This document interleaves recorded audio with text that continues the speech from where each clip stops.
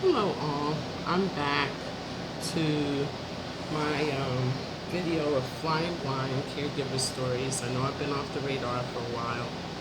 I've had some semi-health issues. I'm not going to say health issues because it's not detrimental, just been a matter of my struggle.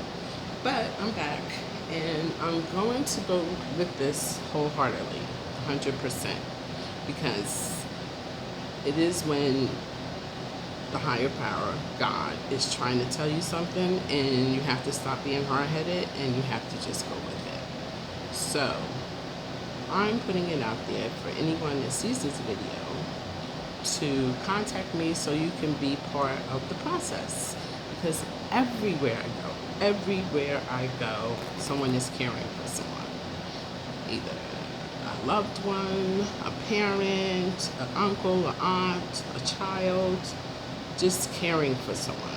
So I'm here to open up a forum so we can all communicate together, because I'm going through the process. Thankfully, my mother's 90 and she is doing well, but it's a challenge and we don't have any answers or any clues or any book of instructions to go through it. So I'm putting it out there, and I know lots of people, and if I don't hear from you guys, I'm going to contact you because I know who you are.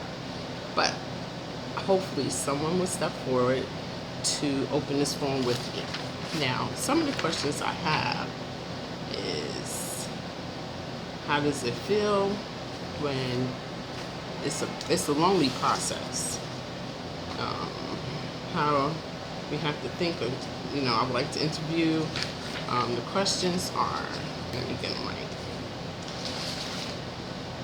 Okay, the reason for doing this, besides the most obvious, is that they're a family member or a loved one, but deep down, why is it that you're doing this, caring for someone? How did you become a caregiver? How do you go about unwinding as a caregiver? What are your outlets? What are your hobbies? What takes you out of this place? I'm not at the point where I'm 100,000 into the process of caring and changing clothes and cooking and laundry. I'm not at that place yet.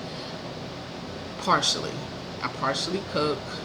My mother's still the type that wants to do everything herself, and she tells me to let her continue until she's not able to. And I do. And it's challenging because, of course, I want to help. But unfortunately, that's not the case. And I'm not arguing with her about anything anymore. So I just let her do her thing and step in when I can.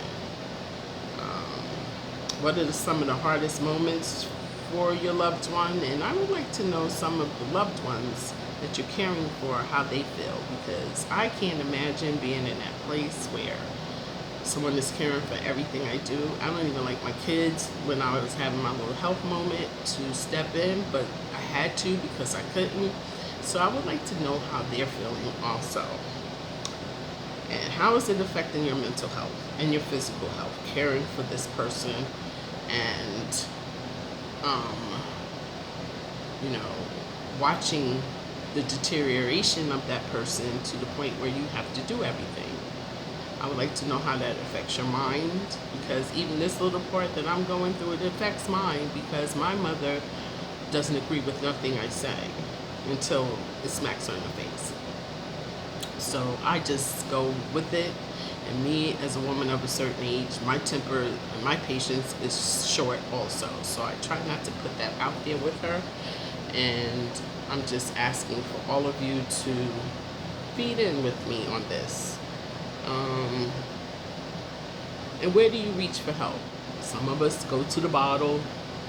I was one of them really bad, but I've calmed down due to my health issue, and that's why I'm saying God puts things in your way that either helps you from harming yourself or harming somebody else, or just, putting you in a place where He wants you to be. And that's where I'm at right now. I've avoided this process for years because of fear of failing, because that's the biggest problem, and the biggest fear is failing. And then when you don't have any other point but to go about it, then you just do it. So And what are some of the challenges of being a caregiver? I know mine's is, right now I drive my mother everywhere. And that's okay because my life is not that major and my social life is okay, but it's not like, I'm taking care of another person or partner or anything like that. I'm just taking care of me and her, and my kids take care of themselves, and I pitch in the little things for them. But I don't have too many of those challenges right now. And I'm asking for you guys to chime in also, so when that opportunity happens for me, you can give me like a playbook on how to handle this. I'm not, how to go about it. And I'm going to reach out to my friends. Hopefully they'll step up.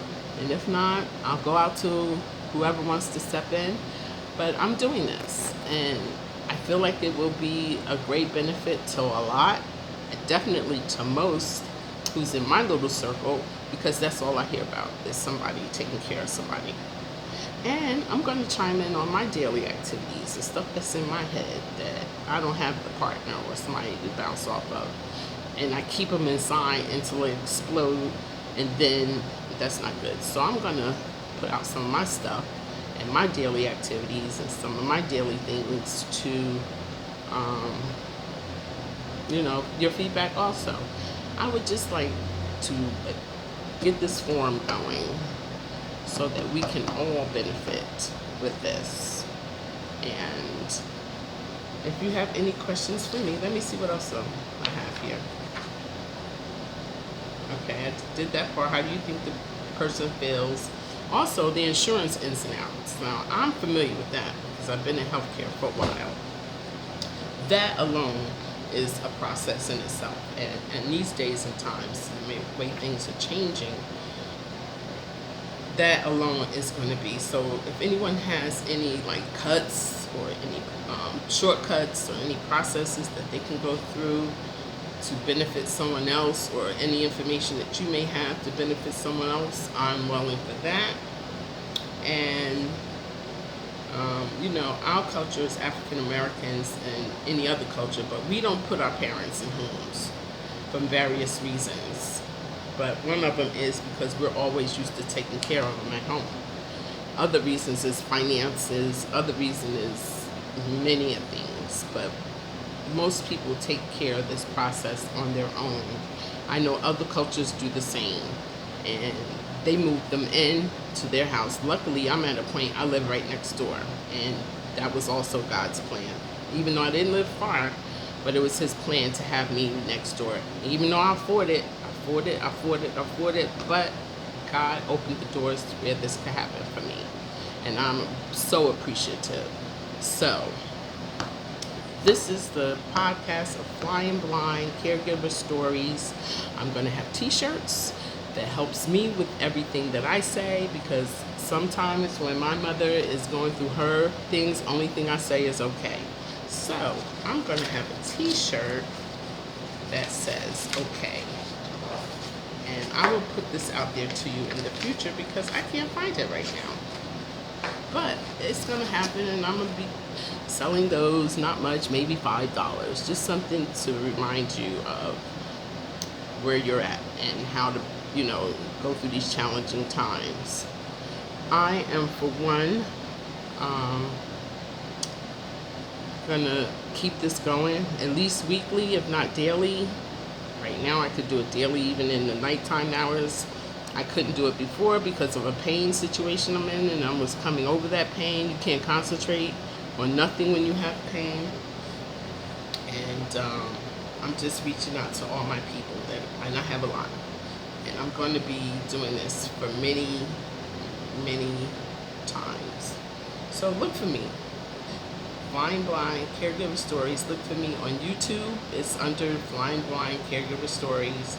And I guess it'll be put on Facebook and Instagram, because I'm not familiar with that. I do know how to upload this onto YouTube. And I will have my marketing guy, who's soon to be my son, and I'm doing this on my cell phone. But my daughter, who's the terrific photographer, and we'll go into that scenario as to why she's not doing it now, but I'm going to get her back into this to do more video. So thank you all for listening, and thank you for cooperating with me on this progress or this process in this next chapter that I'm going on, because there's been many chapters that I've lived. So this is the next one, and I will appreciate all your feedback and all your information regarding this situation. Thank you. Peace be upon. God bless. Thank you. 10 minutes. All right. Let me play.